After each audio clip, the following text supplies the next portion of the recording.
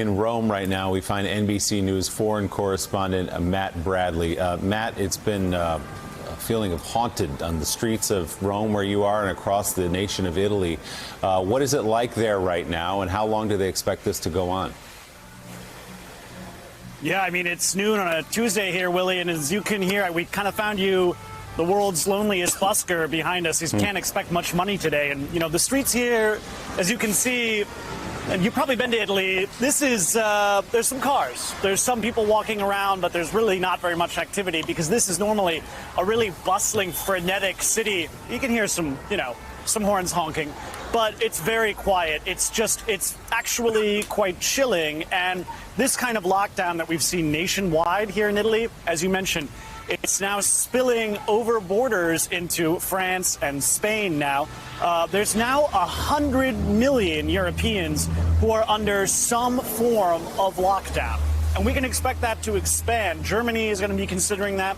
Britain has been considering that. And as Mika mentioned, Boris Johnson has been facing some pressure and some criticism for not locking down Britain in the same way that Italy, Spain, and France has. But, some of the real effects that we're going to start seeing here are economic. Here in Italy, they just announced a $28 billion, 25 billion euro plan to try to shore up the economy. That's called Cura Italia, or Cure or Heal Italy.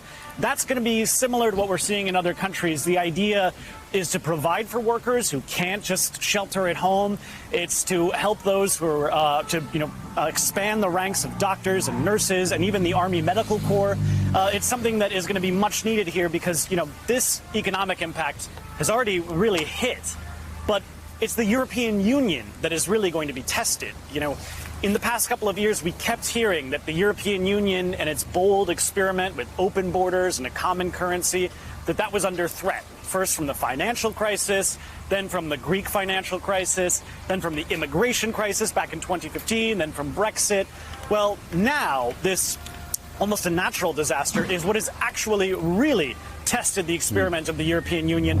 We're hearing today that the European Union will be voting on whether or not to ban all non-Europeans from entering into that 26-nation Schengen area. And we've already seen that, that's not as big of an issue as actually the closing of the borders within the Schengen area. That has not been happening for the past several decades. And so we started to see Germany has closed its borders to 5 different countries. Spain has closed its land borders to all of its neighbors. That is something that is going to really challenge the economy and challenge that European Union experiment that's been going on for so long, that so many people in this continent had been so hopeful about. And it's really testing a lot of the European sensibilities that we've seen before. Guys?